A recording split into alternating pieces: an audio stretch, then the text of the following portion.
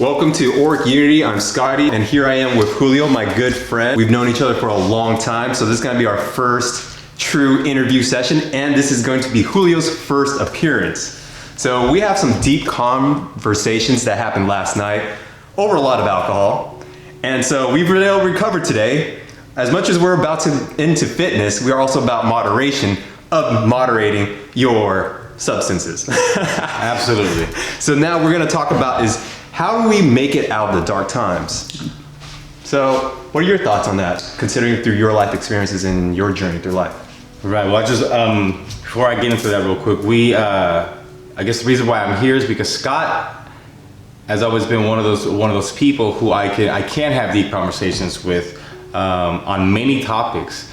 We're talking about business, about passions, about disappointments, about and this has been throughout some time now. And our relationship has developed because of these trials and tribulations, right? Mm-hmm. Correct. It's been a few years, what, 3 years?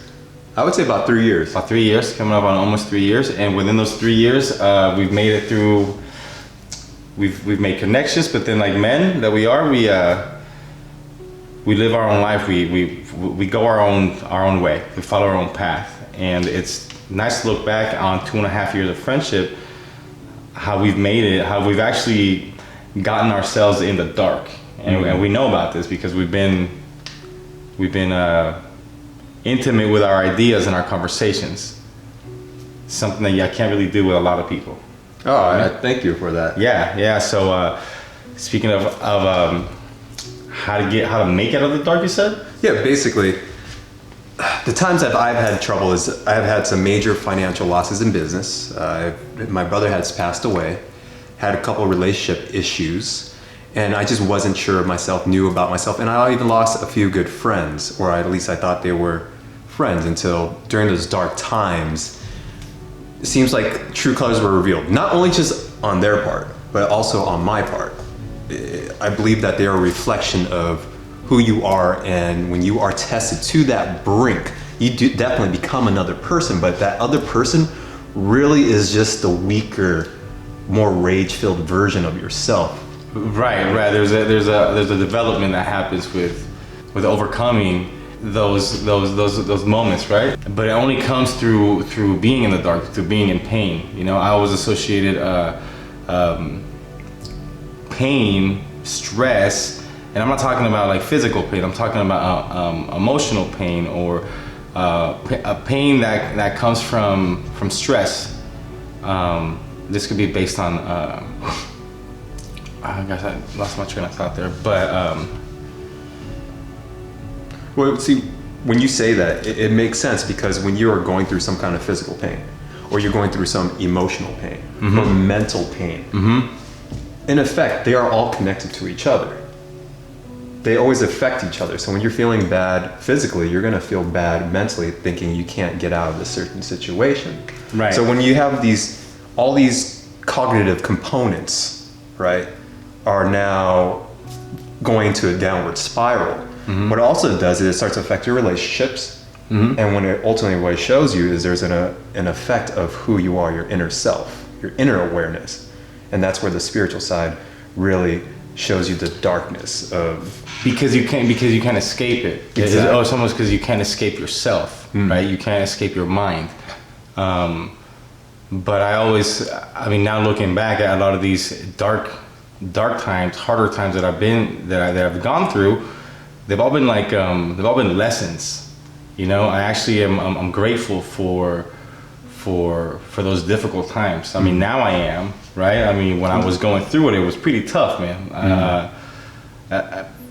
I mean, it affected me on so many levels. It affected me on being interested in having relationships with people, losing hope in humanity, you know, and I identify with that. It was almost like I was giving myself the encouragement to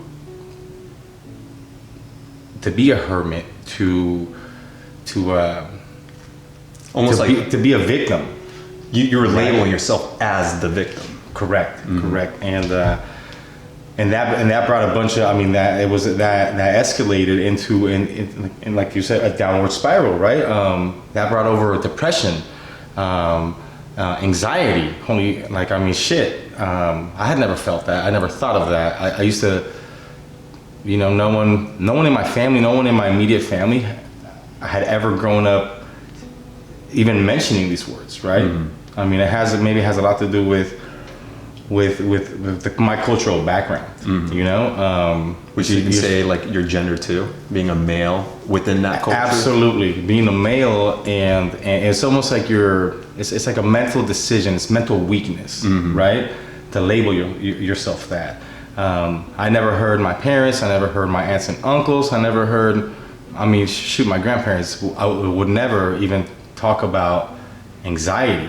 The only thing that they would, I mean, as far as it would go, it was to be allowed to say that you were nervous, mm-hmm. you know, that you felt nerves, that you were sick in the nerves, that kind of stuff. But anyways, getting back to like a hard time, and starting off, we had a drink, we had a shot, right? The downward spiral. It's like you can latch onto these things that will numb what's happening, but essentially it's not. It's not helping. Yeah, it's not helping. It's making things worse, right? It's almost like you're turning your back against the problem. But the thing is, the problem is you.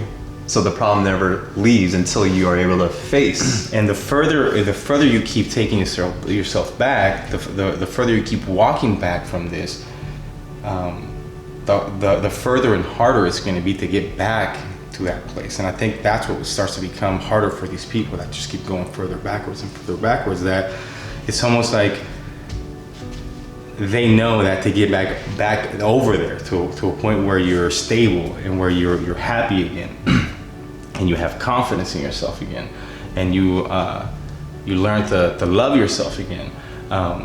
It gets so challenging, and the distance gets so great that it's people just kind of give up on that. They and it's sad, but if you have the right friends, if you're lucky enough to have true friends and people that love you, right? Hopefully you have family that loves you, that gives you that kind of support. But as we all know, sometimes family can actually be the first layer of fat that you got to trim, and not permanently, just temporarily, right? Temporarily, because it's almost like the saying goes: your vibe attracts your tribe. Yeah. Correct. Correct. So when your own family members, we are born blood bonded to them. The thing is, our levels of consciousness evolve at different paces.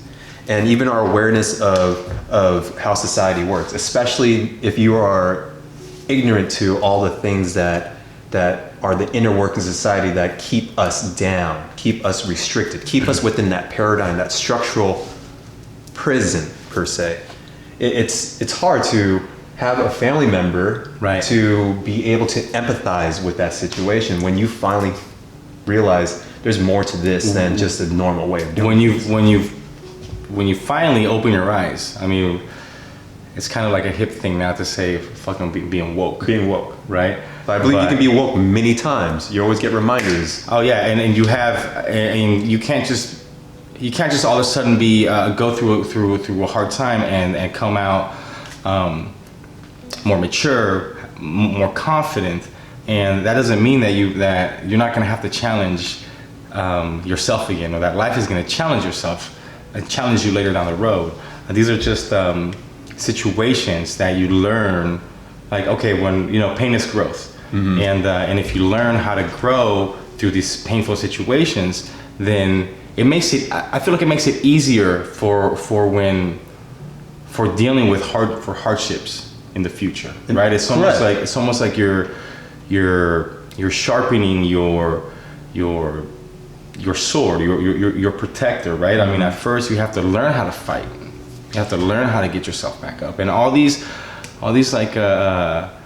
sayings that, like, you know, it's not about falling down. It's about getting up.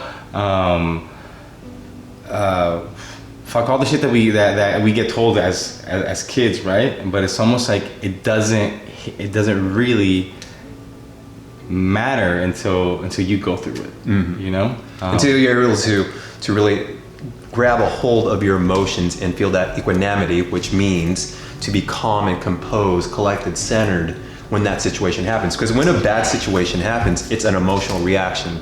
We become an emotional reaction. Like honestly, it's almost like you have to find you have to learn how to let go of yourself. There is no me, there is no you, there is no I. If you think about this, we're just honestly, I'm just kind of loony and fuck it. Maybe I did drink the Kool-Aid juice. You know what I'm saying? Like I've been down the rabbit hole and I actually like that better than the bullshit that we get fed through the society that we live in, bro. I mean, talking about breaking the shackles of like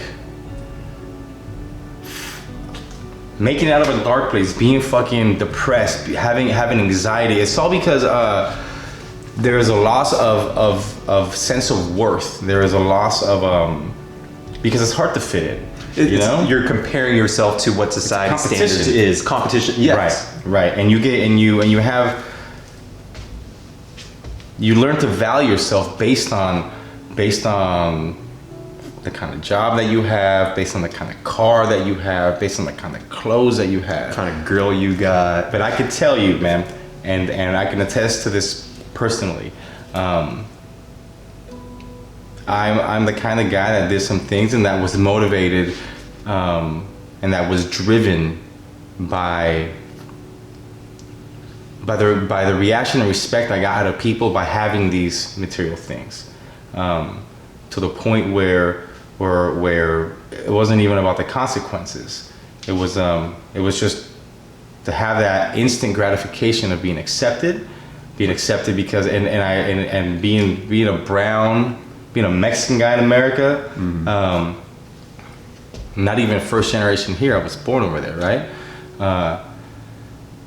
Language barrier. I wasn't cool. Didn't have the cool shoes. You know what I mean? My parents worked 2 fucking jobs. My older siblings took care of us, whatever that meant. Because I got home from school and I went to the park and I played with my friends and you know I wasn't. Well, tell me about you didn't speak the language. Right. First. You're way out of shape. Right. You were definitely not a cool kid, and you came out here during high school, right? In that beginning stage. Right. In high school is when I had my breakthrough. The realization that I was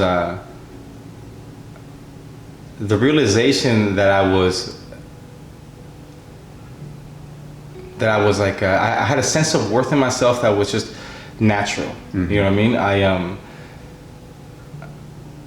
relevant to like the choices that I made as I was older, not fearing the consequences. When I was a young kid, I never saw obstacles. So like my language barrier, for some reason, I never shied away from situations because of my language barrier. I think that we give off this energy. We project this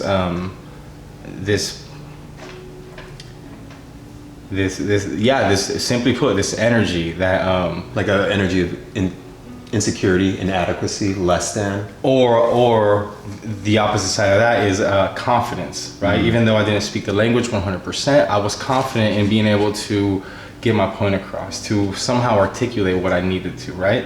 And it was confidence is what confidence in myself. Right, but I think now that I'm older, that's also because I'm an introvert, and I think I've always been okay with that, with working on my own. But then, so elementary school, I learned the language. I was blessed by having great friends with great with families and good parents and good moral standards, all that good stuff. Middle school is when I noticed the big difference, the big culture difference. I remember seeing the white kids, right? And I wanted to be like them, man. They had the shoes, they had the bicycles, they were going on trips with their families on the weekends. The parents were involved with them, you know, I mean, simple things like back to school night, that kind of shit, right? but I was never a victim. I never victimized myself. I realized that like I didn't have that, you know, and sure I wanted it, but I never blamed my parents. I never was a victim. I just I found other ways to get myself to soccer. You know what I'm saying? If my parents weren't taking me, I'd take myself. I'd ride my bike there. I used to jog 2 or 3 miles to get to soccer practice. You know, because like I understood how important physical exercise was for me. Because I was now 11 or 12. I'm in middle school. I'm starting to like girls. I'm out of shape. I'm a chunky kid. Our diet wasn't the best. I'm talking about a lot of tortillas and shit, you know? You guys know now, Mexican food is like, is everywhere. Everyone knows about Mexican food, but also everybody knows that you eat too much of that without proper exercise and shit, you gain a little bit of carbs, your fats, your cheeses, everything that's just, it's a cultural thing. I think, here in America, Mexican American families or Latin American families are overweight because there's a sense of disconnect with society because they may be embarrassed to go to the high school track because they don't have the cool shoes. That like the girl that has the nice body or the dude that's like cool in school. It's like the whole package, right? So in middle school, I started to see that, and then I made a choice in middle school. There was a trend in the mid 90s of like how gangsters were still a cool thing, right? And like you were either like a red rag or you're like a blue rag or kind of thing, right? And I wasn't impressed, and I didn't want what came with that. Like every Fridays there were fights. During the school week, like there were fights. That shit has always made me uncomfortable. Violence has made me uncomfortable. I was about love, right? And so, but all of that got like tainted by growing up, right? By like going after material possessions. Yes. Yeah, and like ultimately what you want to do, what I want to do, and what's been helping me out. I know there's a lot that we're going to talk about, but it's at the end of the day, the goal is to reconnect with that inner child. When you were confident, when you weren't jaded by your own mistakes or like other people's doings, which it can be tough. It can be tough, yeah, but especially when you start blaming and stuff without realizing, things do happen. It does happen. People will be bad to you, will treat you a certain way, but then ultimately it's how you come back from it, how you respond, how the power of thought. The power of thought can move mountains. Not literally, but it's motivating. Definitely, man. It can make it can make or break you. But real quick, so gotta have confidence in yourself. You also have to kind of trust the process that things will be okay if you let go of you, if you let go of that ego, if you let go of the shit that like drives you to feel heavy, And that would be like lower vibration. Right. Yeah. Right, and that's like being bitter. That's like not being a true friend. That's exactly what like when we have opportunities to engage and help people all the time. Even social media, like there's people that like to really express how they feel, even though it's like some shit that we would never be like, man, well, I wouldn't put my business out there like that. But it's like, it's almost like a cry for help sometimes, man. And it's just when presented with the opportunity to do something nice or to do something kind, that will just be for the greater good of that person, and it doesn't have to come back to you in any like way that's like like monetary or even like admirable by other people, so that you can get you can get your sense of satisfaction because somebody saw that and they'll give you a pat on the back and be like, man, you're a good person. There's like validation in what your actions are, right? But you start to do these little things and fucking karma. Call it what you want, man. It's like just like lower vibrations. You bitterness, and that brings stress, and that brings sickness to your body, dude. That's elevation in cortisol, stress hormones, lowering the immune system. So a lot of this spiritualism has a lot of basis in science too. It's just worded in different terms. It's science. It's science. It's just think about it, the immune system, cortisol, hormone, or whatever. But then when we go back to what were you talking about? Coming out of the dark place, right? Yeah. And being okay with the challenges, you know?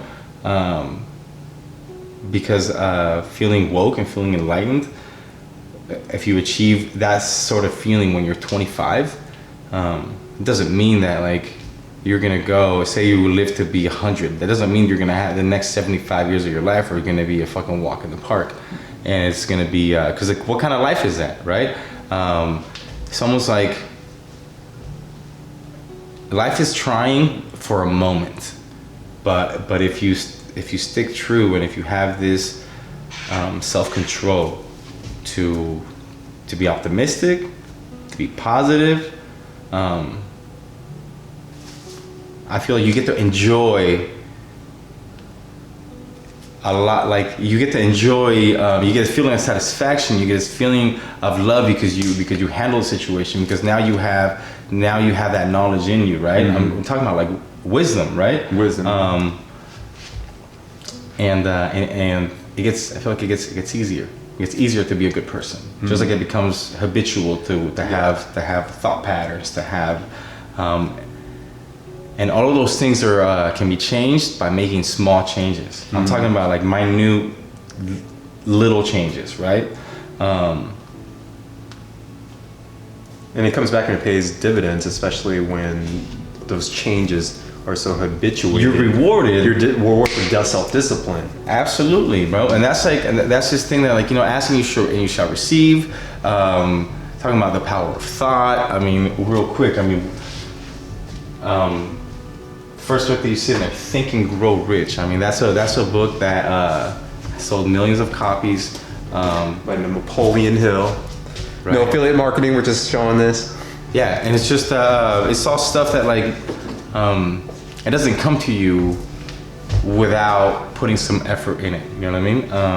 And if you're not a reader, no problem. I'm not a reader. I'm not a big time reader. That's something that like reading. I'm picking up reading now because I'm at a point in my life where I am in harmony and I am calm, and through these small changes that I've done, like taking an interest in meditating and calming myself, that has allowed me to be able to read a book, to be able to read 2 or 3 chapters, no problem.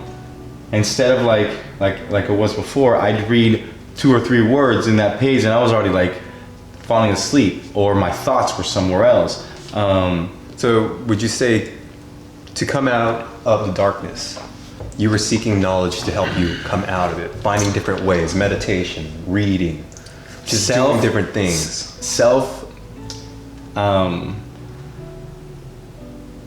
Awareness? No, well, yeah, absolutely, self-awareness, but it's self-actions, dude. No one's gonna do this shit. No one's gonna do anything for you, right? Like law of attraction. You have to act to activate the law of attraction. Right. And you make a small change now for the better. And it might be a little uncomfortable. You might have to remind yourself. You might have to write down affirmations. I mean, for example, to share a little personal insight on what's helped me, because it's an everyday responsibility to work on this, to keep getting better. If you don't use it, you lose it. I mean, if you don't go to the gym and work out, your muscles start to break down. You start getting a little bit more fat, pudgy. It's what you choose to engage in. Now think of this, right? You can either choose to engage to better yourself, and some people think that that's work, and some people call it laziness, but I call it ignorance, okay? Because it takes the same amount of work to get through the day, regardless of what you're doing. It takes work to be lazy. And what I mean takes work is you have to be okay with the guilt that you feel by sitting on the couch, shoving your face with potato chips and a liter of fucking cola, you know what I mean? Mm-hmm. You're still putting action. You're habituating laziness. Yeah, but there's still an action associated with that. Mm-hmm. Even just sitting on the couch and taking a nap, that's an action that is happening, right? You can choose to like pretty much honestly, like the life that you want is out there. You just have to learn how to latch onto these things, these ideas, and start living them little by little. You become the ideas. Yeah, but in the beginning, you gotta fake it till you make it. Yeah. And it's almost like for yourself. Yeah. You have to tell yourself, you know, the I ams. Yeah. Or if I wanna, then I'm gonna. I'm gonna. And if I'm gonna, then it's because I am, right? If I want to be an actor, when it's time to act, or when it's time to pretty much like be in character, you know what I'm saying? The example was if for actor, how to become an actor, self-affirmations, things like how to that. become anything. The example was if you want to become an actor, right? You can't just go from like your thought of like sitting on the couch, but like, man, I wanna be an actor, and manifest it magically. All of a sudden, like, you know, be in Hollywood and be working with whatever stars or people in the industry that you look up to or that you wanna act for, right? Mm-hmm. You have to take small steps, maybe acting class, maybe start with your local performing arts associations or programs, that kind of stuff, right? It doesn't come right away, but it feels amazing when you finish even these little steps that you take. When you accomplish that, it's you get the immediate sense of gratification for accomplishing something. Dopamine rush. It's a dopamine hit. Yeah, but then you're also one step closer to that big dream, big goal, and it's okay to dream big. Matter of fact, like that's one thing that I'm doing now is throughout this process for the first time I'm dreaming big, and I'm not dreaming and just hoping or just like imagining the success or imagining the end result. I have my goal, but then I know that these big dreams and these things that I'm writing down, and these things that I remind myself of every morning,